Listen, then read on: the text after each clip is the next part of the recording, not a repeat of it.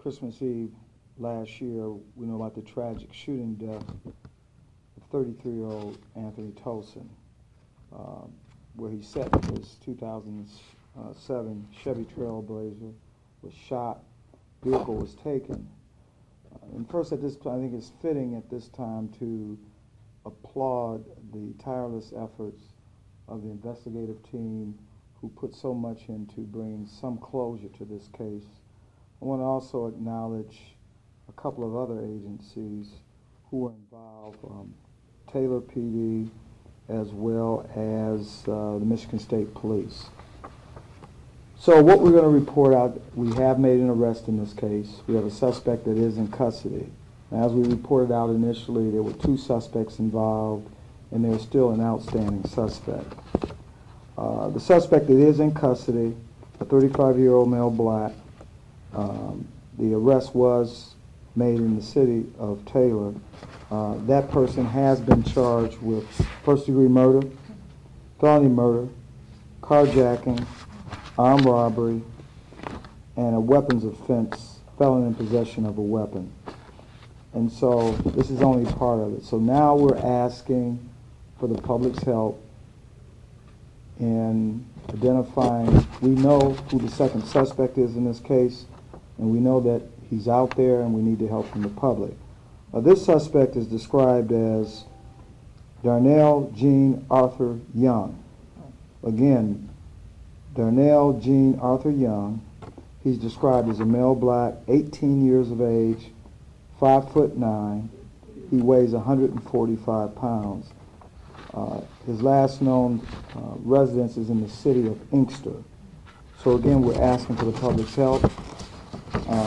We have a photograph that I'm going to show, and we'll make copies available. He should turn himself in. We will take him into custody without incident. If anyone has any information, please contact 313-596 or Crime Stoppers 1-800-SPEAK-UP. I also want to acknowledge the Wayne County Prosecutor's Office for working so diligently with us on this case and bringing some closure to the Tolson family. So at this point, I would ask if Ms. Tolson would like to make some comments, she can. And if not, if you'd rather take questions, that's fine too. That's fine. Questions will be fine. Okay. If you want to say something? Okay. Sister wants to say something. I would like to thank everyone out in the city of Detroit and the metro cities and the officers that were on the case to help bring closure to my family. It's very hard at this time to relive it, and it's just the thought of someone could be inconsiderate of someone else's life and someone else's family. Like my mother said before, the persons who did this, they interrupted the lives of so many people, not just 3 or 4 people, millions of people who adored and loved my brother. And we find it as a family very heartwarming for the outreach from the city, the love, the concern, the prayers from many different people. It's just unfathomable to believe that just one person could touch the lives of so many people. And for that, we would like to say thank you for everybody involved. Thank you. Thank you. And I just wanted to add, I want to acknowledge the mom, because I had a chance to talk to her the day of the incident. And the one thing that certainly stands out with me and will continue to stand out is her strength. The fact that, this loss, but she was strong, and I'm certain that, her son is smiling on her strength and the family's strength even to be here today. So again, we're here saying, turn yourself in without incident, or if someone knows where the suspect is, I'm going to show the picture again, give us a call. This is the suspect who's outstanding. So at this point, we will take any questions.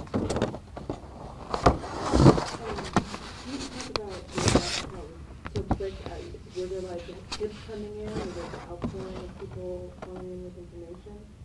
And I'm going to turn it over to the detectives, but I'll just say I want to again acknowledge their their efforts. This was certainly, and when we talk about the 295 murders last year, certainly each and every of them are important, and certainly public, when they help us, it helps us expedite how quickly we close these cases, but it shouldn't take anything away from their hard work.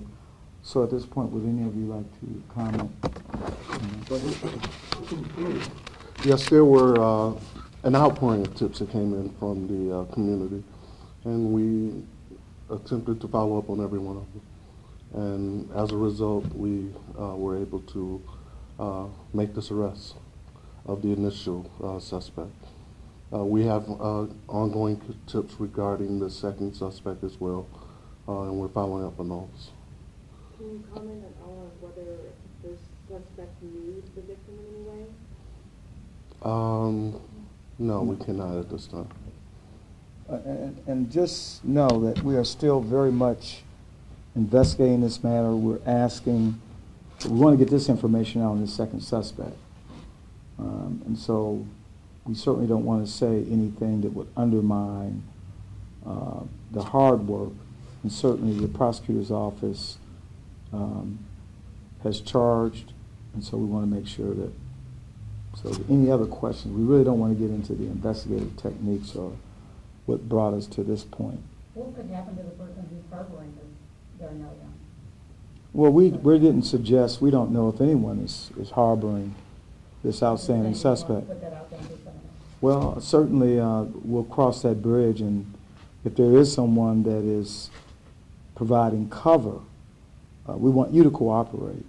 That doesn't mean that that person is going to necessarily be charged, and so we want to make sure that this person comes in.